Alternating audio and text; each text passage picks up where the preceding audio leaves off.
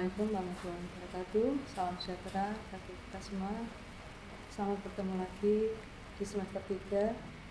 Di sini kemudian akan menyampaikan mata kuliah yang beda dengan yang ke-1, yaitu budidaya tanaman tebu. Kebetulan dalam budidaya tanaman tebu ini ada 2 tim pengampu, saya sendiri, Dian Hartati, sama Bapak Supriyadi.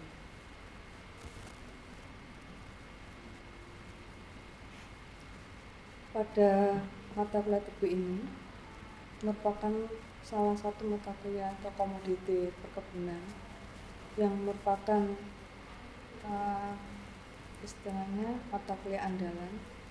Selain tanaman kopi, kakao, kemudian kelapa sawit, tembakau, sehingga harapan dari prodi nantinya setelah menerima budidaya tanaman tebu ini, harapannya adik-adik bisa melakukan budidaya tanaman tebu dengan tepat dan benar.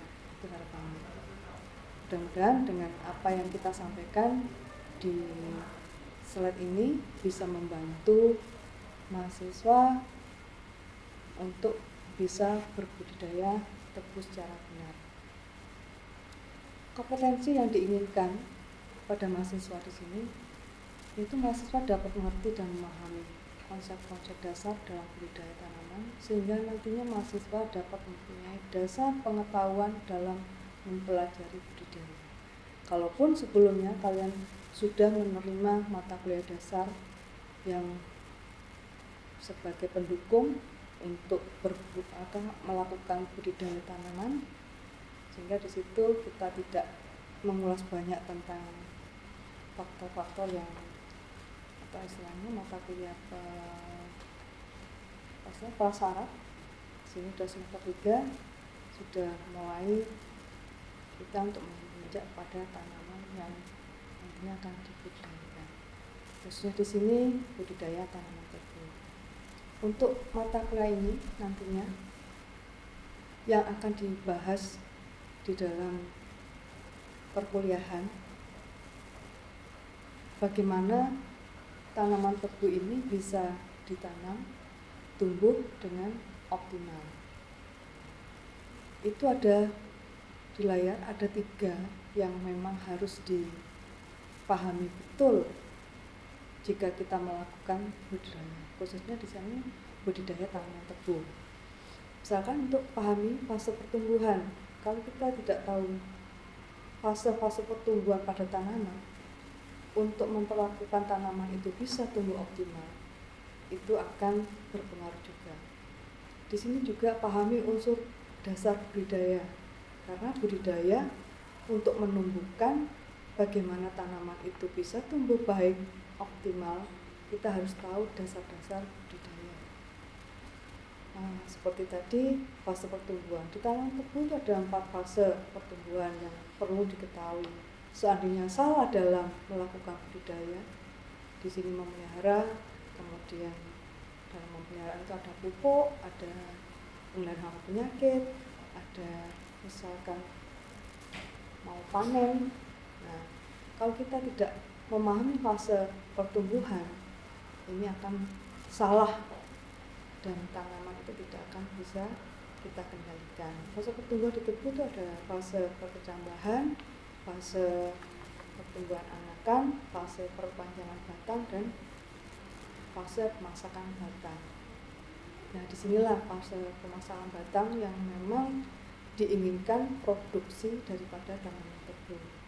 Khususnya bagaimana mengkondisikan rendemen itu bisa tinggi dan tidak luput, kita harus paham dengan unsur dasar budidaya.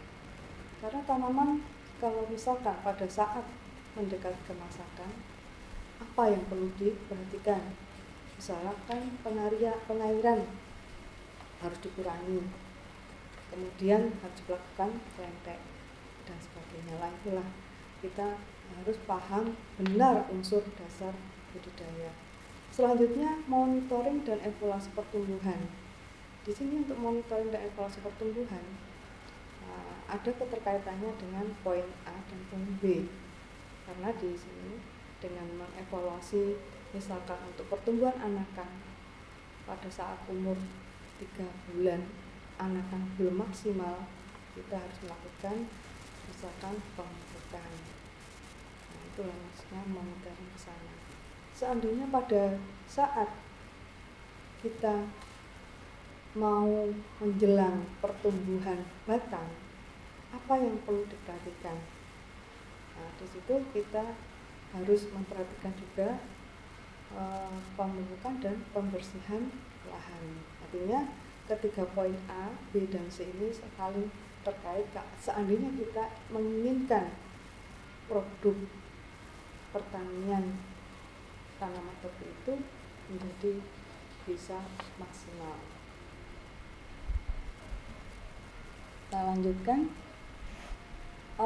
keterkaitan faktor-faktor tadi, lingkup materi yang akan nanti kita sampaikan di budidaya tanaman tebu itu kurang lebihnya ada pada layar, yaitu pertama perkembangan tanaman tebu, kemudian botani dan fisiologi pertumbuhan tanaman tebu, saraf tumbuh tanaman tebu, dan dilanjutkan fase pertumbuhan tanaman tebu.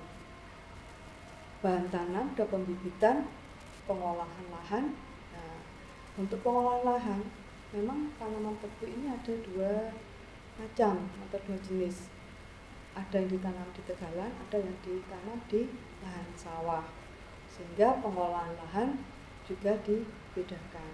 Biasanya untuk pencirian khusus untuk tegalan dan sawah atau renose di sini, kalau tegalan itu cukup menggunakan cairan saja, kalau renose dibutuhkan irigasi yang lengkap. Ada got malang, got mujur. Nah, itu penting, got padusan untuk menjaga istilahnya saluran irigasi biar bisa dimanfaatkan oleh tanaman tebu. Selanjutnya penanaman tebu, kemudian pemeliharaan tebu giling dan premusuh. Kenapa dikatakan kebun tebu giling? Karena yang nantinya akan kita tanam kecenderungan yang dipergunakan pada saat tanam panen nantinya akan digiling untuk diambil istilahnya kadar gulanya atau tebunya. Beda kalau bukan tebu giling, tebu untuk pembuyaan, dia tidak langsung bisa diambil manfaatnya untuk diambil gulanya, tapi dia hanya sebagai bahan tanam, artinya untuk dipergunakan sebagai bibit. Yang tidak kalah pentingnya di sini, kita harus mengetahui dalam budidaya hama dan penyakit tanaman. Itu sangat penting karena untuk tanaman tebu, penyakit dan hama apa yang penting itu kita harus tahu persis. Selanjutnya tasasi produksi, kemudian penentuan saat tebang, cara tebang dan pengangkutan. Itu materi yang nantinya akan diterima oleh adik-adik. Tadi di awal itu ada nama budidaya tanaman tebu. Apa sih budidaya? Apa harapan untuk budidaya di sini? Budidaya yang baik itu yang bagaimana sih? Bagaimana tekniknya? Dan itu sekilas kita bisa menyimpulkan upaya memberikan kondisi lingkungan yang optimal agar komponen produksi dapat berkembang dan bertumbuh mencapai potensi genetiknya. Bagaimana mengkondisikan tanaman itu bisa dalam lingkungan yang sesuai, harapannya bisa tumbuh dengan optimal. Komponen-komponen 3 tadi harus dipahami dan harus dimengerti, sehingga pada saat budidaya tanaman apapun, kalaupun bukan tanaman tebu, itu harus paham betul, karena itu merupakan kunci keberhasilan untuk bertani. Untuk pustaka bisa dilihat pada layar tadi. nggak harus yang kami sampaikan di situ pustakanya, adik-adik bisa melihat atau hasil-hasil jurnal yang terbaru terupdate bisa dipergunakan sebagai bahan bacaan. Apalagi di Balitas yang sekarang sering melakukan webinar, seminar, nah itu merupakan output yang nantinya bisa kalian pakai. Karena ini artinya untuk kuliah ini kita harus ada akad ya, akad dalam artian bagaimana haknya mahasiswa, bagaimana kewajiban mahasiswa.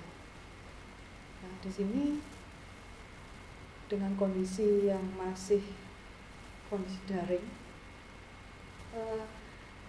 syarat pertama adik-adik itu harus artinya hadir 15 menit sesuai dengan jadwal di SIM online dari Poliji, sehingga dari situ adik-adik bisa mengisi daftar hadir melalui Learning System Management yang dikoordinir sama Politeknik Negeri Jember, atau nantinya akan dikembangkan juga karena di produksi pertanian itu juga ada e-learning yang dikondisikan dikelola oleh produksi pertanian, nanti juga akan disampaikan di sana. Sehingga harapannya dengan adanya kontrak kuliah ini bisa dipahami satu dengan yang lainnya. Kehadiran 100%. Kehadiran 100% di sini minimal kita kontrol dari absensi yang pada saat itu hadir, bisa melalui media virtualnya dengan foto atau melalui Google Form yang kita sampaikan pada saat kita melakukan kuliah. Penilaian seperti biasanya ada teori, ada praktikum. Kalaupun dengan kondisi daring seperti ini, nantinya praktikum bisa berwujud dalam bentuk penugasan khusus yang nantinya diinformasikan melalui WAG atau melalui video secara perorangan atau berkelompok untuk memberikan informasi bahwa adik-adik paham dengan materi yang sudah kami sampaikan. Tapi tidak semuanya tersampaikan melalui video, mungkin bisa melalui tertulis. Ada tugas kuliah dan ada praktikum. Kemudian di teori di sini penekanannya UTS dan UAS, ya. Ujian tengah semester dan ujian akhir semester. Tidak luput juga kehadiran dan aktivitas, itu juga ada penilaiannya. Sehingga ketika item yang kami sampaikan di tulisan tadi merupakan nilai akhir daripada budidaya tanaman tebu. Sehingga jika ada permasalahan atau sakit bisa melalui surat atau WA yang tertuju pada tim pengampu. Untuk tanaman tebu di sini memang menghasilkan yang namanya nira yang diambil dari batangnya. Ada juga yang diambil pemanis bukan dari batang tebu, bisa juga dari kalau kita lihat di pohon-pohon kelapa, nah itu bisa juga diambil sebagai pemanisnya. Tapi di sini untuk tanaman tebu, untuk riwayat mungkin itu bisa dibaca di slide ya. Karena dulu tanaman tebu itu memang tanaman komoditi, istilahnya komoditi kebutuhan pokok dari masyarakat atau melakukan kebutuhan pokok sembako. Memang dulu pada saat berkembang tanaman tebu itu di zaman Belanda dulu, ya, kita dijajah Belanda, segala upaya yang kita tanam, segala tanaman yang cukup menghasilkan, semua diborong oleh Belanda. Tapi di sini Belanda tidak boleh beli tanah yang ada di Indonesia.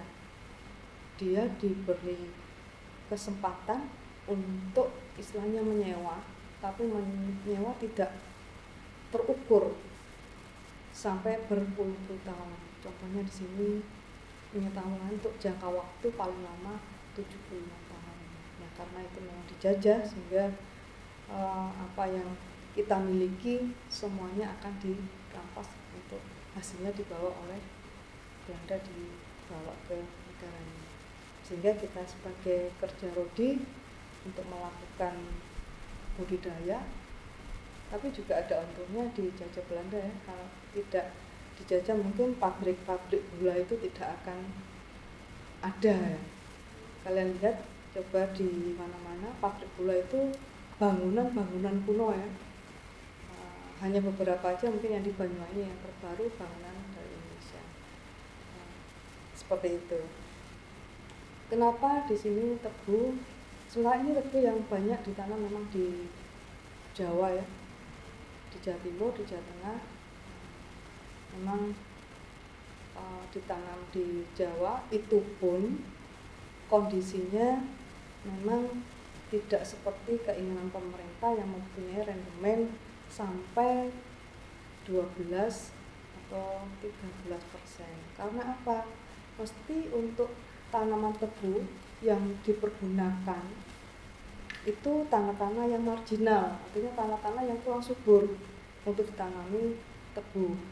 Sehingga apa yang dihasilkan karena tanah marginal, perawatannya juga membutuhkan yang istilahnya apa ya, cukup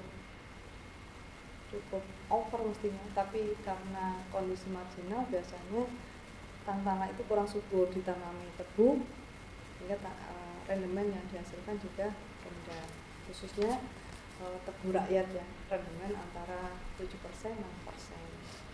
Tapi kalau pemerintah atau PG yang mengelola biasanya sampai bisa 9-12%. Ini arti ekonomi penanaman tebu bagi rakyat Indonesia. Nah, di sini seperti tahun 2006 kebutuhan gula untuk konsumsi rumah tangga dan industri mencapai 3,5 juta ton per tahun. Sehingga apa ya, total produksi gula dosmetik diperkirakan 1,9 juta ton per tahun. Nah, ini berdasarkan statistik yang kita terima di koran-koran ya. Nah, ini untuk pengetahuan aja, dengan kekurangan pasar gula 1,6 ton atau 45% kebutuhan nasional dipenuhi dari impor. Inilah kasusnya, karena lahan-lahan yang ditanami tebu itu memang lahan-lahan yang tanahnya marginal, sehingga produksinya kurang optimal. Tapi sekarang pemerintah sudah mencanangkan di tahun 2020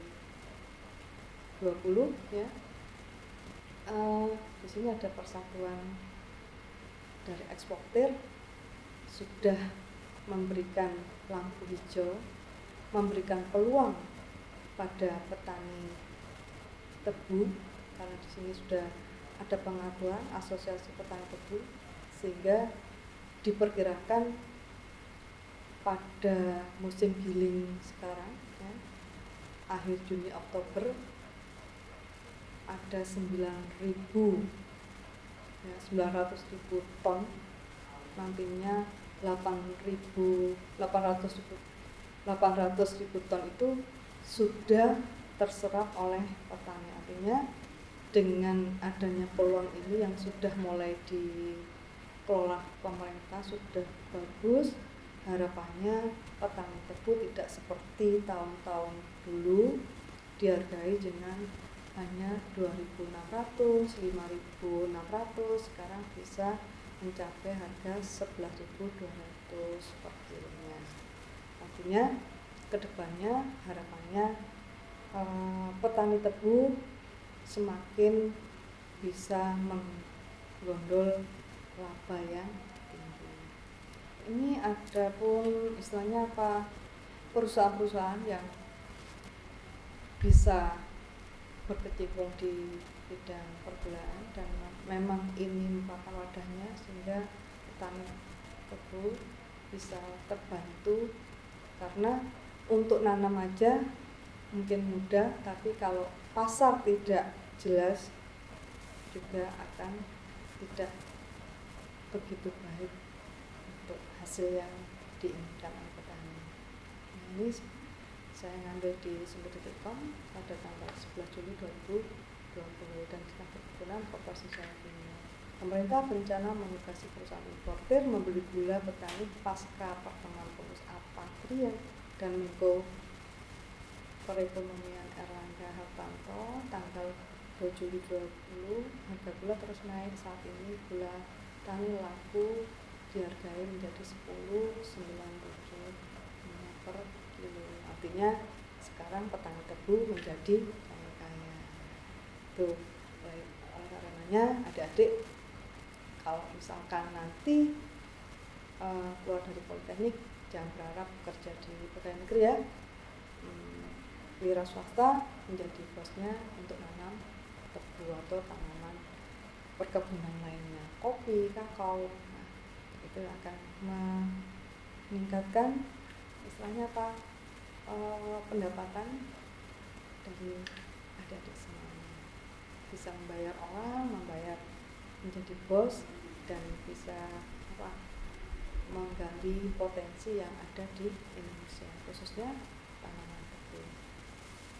Kalau kita lihat kondisi pergulaan nasional di Indonesia, ini saya ambil juga dari Dinas Perkebunan Provinsi Jawa Timur tanggal 2 Juni 2020. Ternyata bagaimana? Untuk Jawa Timur memberikan kontribusi yang besar. Ya. Jadi banyak dari Jawa Timur. Kalaupun di situ ada informasi secara nasional produksi tahun 2019, di situ ada 2.227.45 ton. Konsumsi rumah tangga tercukupi 2.782 ton. Minus masih ya. Di Jawa Timur produksi tahun 2019, kalian baca sendiri di sana ada 1.046.850 ton. Konsumsi rumah tangga sekian, surplusnya 639.59. Artinya Jawa Timur bisa mensupport kebutuhan gula untuk daerah-daerah yang memang minus gula. Nah, kalian cukup berbangga ya. Bisa dibaca sampai di bawah bagaimana artinya kalau memang gula masih perlu impor tadi, masalahnya satu, untuk tanaman tebu itu tidak seperti pada tanaman-tanaman padi atau tanaman hortikultura, ya, dia ditanam pada tanah yang subur. Pasti petani itu menyamakan lahannya pada tanah-tanah yang marginal, itu masalahnya, dan membutuhkan perawatan yang lebih optimal dibandingkan tanah-tanah yang kurang subur. Masalahnya di situ. Beda dengan di luar negeri ya. Kalau untuk budidaya tanah subur pun dikelola dengan baik, luasan lahannya yang luas sehingga proporsinya tinggi. Kalau di kita tidak, hanya petani-petani tebu itu lahannya petak-petak itu ya, tidak seperti yang di luar. Artinya satu, kenapa produksi tebu itu menurun atau tidak, bukan menurun ya, tidak maksimal seperti tanaman lainnya, karena yang dipergunakan tanahnya mesti tanah yang marginal. Tapi di sini masih bisa untung, makanya dari harus bisa mendekati para petani-petani tadi. Kalau kita lihat di sini produksi gula kristal putih nasional selama 10 tahun, bagaimana perkembangannya? Kita lihat pada tahun 2013 dan 2014 cukup tinggi hasilnya, jumlah tebunya. Di situ hasilnya pun dia cukup banyak. Nah, karena apa? Mungkin di sini juga areal tebu yang dipergunakan oleh petani maupun PG juga luas, sehingga diperoleh hasil yang tinggi. Tapi satu tadi, untuk budidaya tidak hanya bibitnya yang bagus, tapi kalau budidayanya tidak bisa dioptimalkan, misalkan waktunya dipupuk nggak dipupuk, waktunya dikelentek nggak dikelentek, kemudian waktunya pertumbuhan vegetatif tidak disiram, waktunya pemasakan batang tidak dikelentek, nah, itu juga akan ngaruh di hasil akhir tanaman tebu ini. Karena tebu diambil buahnya. Peran perubahan jamur sebagai sendiri itu kira cukup dipahami di sini. Kemudian kelas area tebu, bisa kalian baca tabel-tabel ini bagaimana kondisi dari tahun ke tahun. Nanti tugas kalian di akhir pertemuan ini, kenapa dari tahun ke tahun ini areal yang ada naik turun, itu betul. Nanti tolong menjadi kajian kalian, kenapa dari tabel ini angka areal kemudian produksi tebunya fluktuatif. Kadang di sini arealnya tinggi, arealnya besar, tapi gulanya lebih kecil dibandingkan yang luasannya lebih kecil. Kenapa? Coba semaksimal kalian kaji dan kalian nanti dikumpulkan tugas itu pada pertemuan berikutnya. Ini bisa sebagai acuan untuk membahas PRAD. Ya, kenapa dan kenapa. Ya. Nah, ini nanti tolong jadikan bahasan untuk PR yang kalian minta. Ya. Kita ke tabel. Sekarang yang menjadi permasalahan tebu, khususnya kita di Jawa Timur, kenapa dan bisa menjadikan permasalahan ini urgent? Kenapa menurun, kenapa meningkat? Nah, ini sudah ada gambaran ya, tapi tolong nanti setelah di akhir pertemuan kali ini, PS-nya tadi, dengan melihat angka-angka tadi, luasannya besar, ternyata produksi tebunya kecil, rendemennya bisa juga besar, ada yang juga kecil. Pertanyaannya kenapa? Permasalahan tebu di Jawa Timur di sini salah satunya berdasarkan penelitian penurunan areal produksi dan produktivitas. Produktivitas dalam per hektarnya, produksi 1 hektar itu berapa di sini. Pendirian pabrik gula baru belum diiringi dengan persiapan areal tanaman tebu. Bisa dipahami ya, adanya pabrik tapi tebunya kurang dengan kapasitas pabrik yang kita inginkan, sehingga pada saat giling tanaman yang harapannya bisa kontinu dengan persiapan areal tebunya kurang maksimal, sehingga apa yang dihasilkan pabriknya mestinya menghasilkan gula sesuai dengan istilahnya kapasitasnya, tapi itu tidak sesuai. Varietas mayoritas bulawang. Nah, memang kebanyakan demikian. Kalau di Malang Hulu Lawang ini rendemennya cukup tinggi. Dia masa akhir.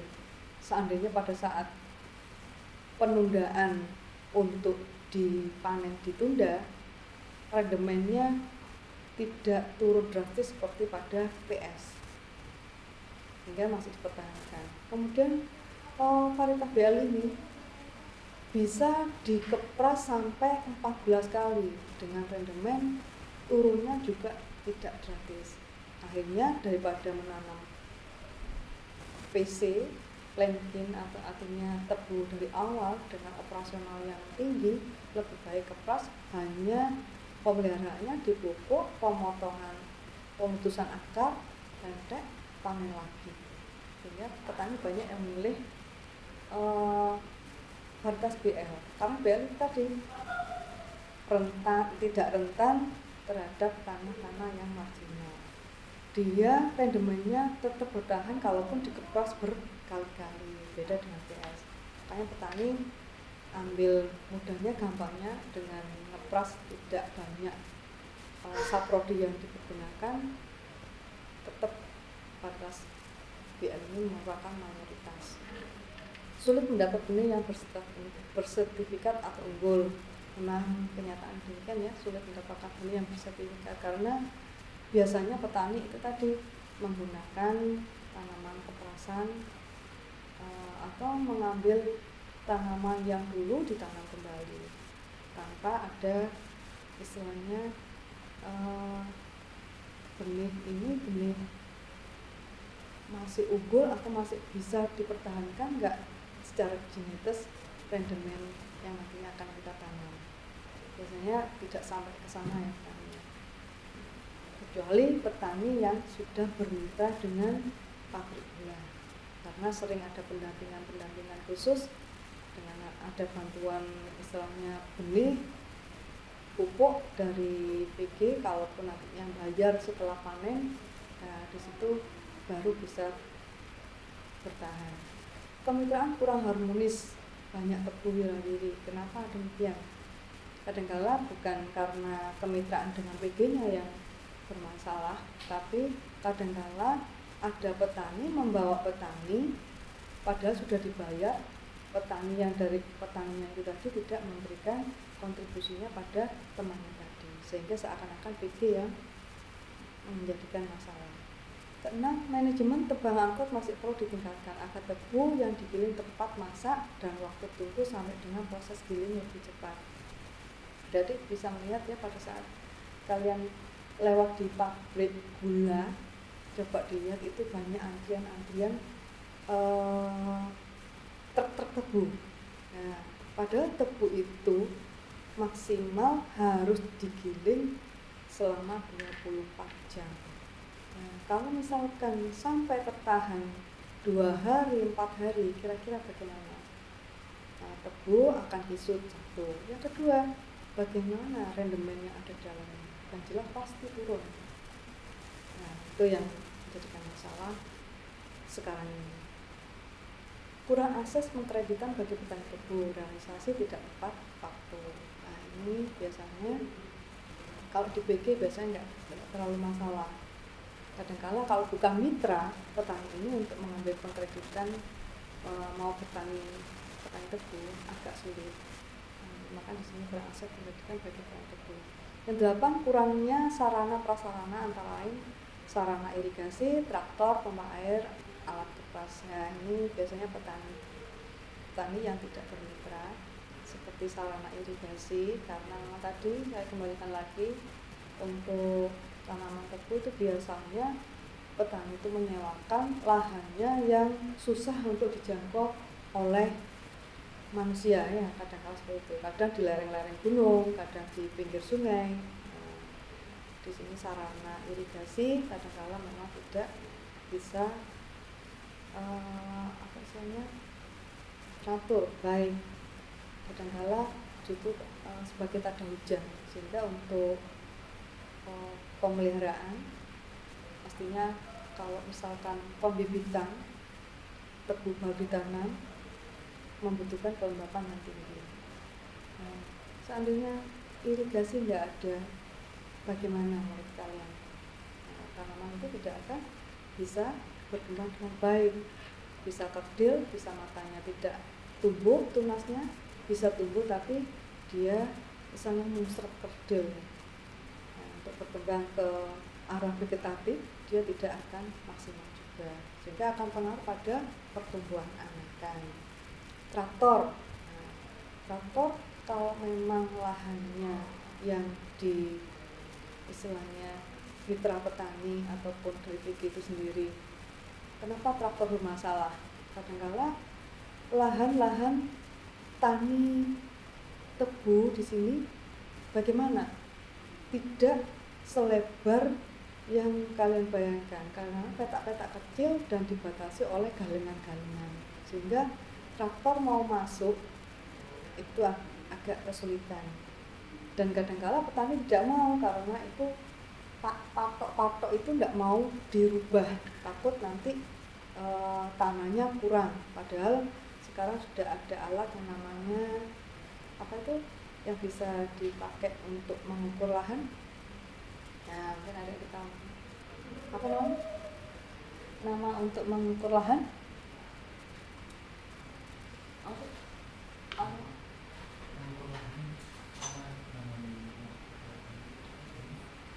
Nah, dari situ itu bisa dilihat luasan lahannya, sehingga kalaupun nanti petani istilahnya tertraktor, tetap luasan lahan itu akan masih bisa dilihat ya. Kemudian di sini yang terakhir, pengembangan tebu di Madura cenderung terus menurun karena jauh dari gula, sehingga tidak efisien. Memang seperti itu ya. Transportasi ternyata membuat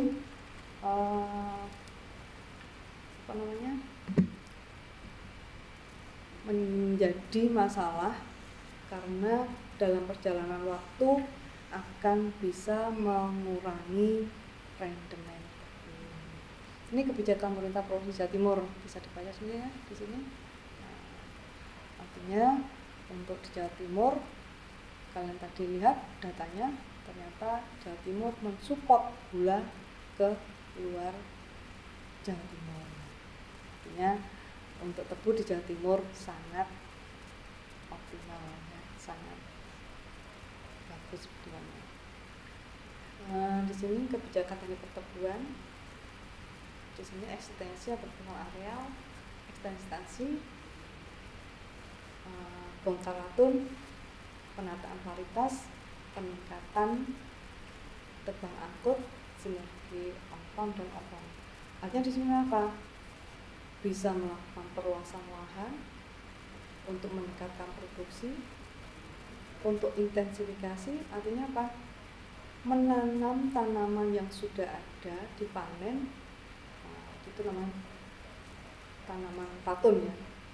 Artinya tanaman itu ditumbuhkan kembali tanpa menanam tanaman lagi, tapi di situ sudah ada bahan tanamnya.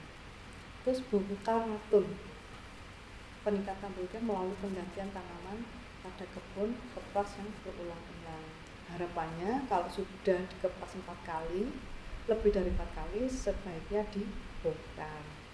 Penataan varietas, jangan hanya menggunakan varietas BL saja, pergunakan varietas-varietas lainnya seperti PS, kemudian PMC yang sekarang sudah lagi N ya, artinya rendemen cukup tinggi, itu yang atau varietas lainnya. Peningkatan rendemen buah, dengan peningkatan rendemen buah ini berarti apa? Dibutuhkan budidaya yang benar. Tebang angkut yang sekarang sudah dicanangkan oleh Menteri, tebang dengan kaidah MBS, manis, bersih dan segar. Artinya tidak ada sersa-sersa yang terikut lagi pada saat tebu itu dibawa di truknya. Manajemen tebang angkut, memperkecil jam tunggu di PG, artinya pengaturan penanaman tebu masa awal, masa tengah dan masa akhir perlu diperhitungkan dengan kapasitas daripada pabrik itu tadi. Sinergi antara on-farm dan off-farm, artinya perbaikan di on-farm juga diikuti dengan perbaikan di off-farmnya.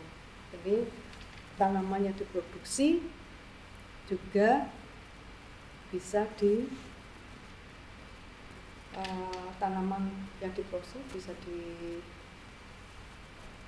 ditampung dalam pabrik yang memang sesuai dengan target yang direncanakan. Makanya ada tiga item yang tadi dijalankan, unsur budidaya, kemudian manajemennya bagaimana, dan diketahui faktor-faktor apa saja yang berpengaruh untuk budidaya tanaman tebu. Mungkin untuk pertemuan yang pertama ini cukup sekian. Jangan lupa untuk minggu depan dikumpulkan tugasnya menyikapi pertumbuhan tebu dari tahun ke tahun tadi. Kenapa dengan luas yang besar hasilnya atau rendemennya kecil? Kenapa dengan luas yang kecil rendemennya besar, tapi di sini produksi tebunya kecil? Tolong itu menjadi PR untuk pertemuan yang berikutnya. Terima kasih. Assalamualaikum warahmatullahi wabarakatuh. Salam sejahtera. Semoga sehat untuk pertemuan di pertemuan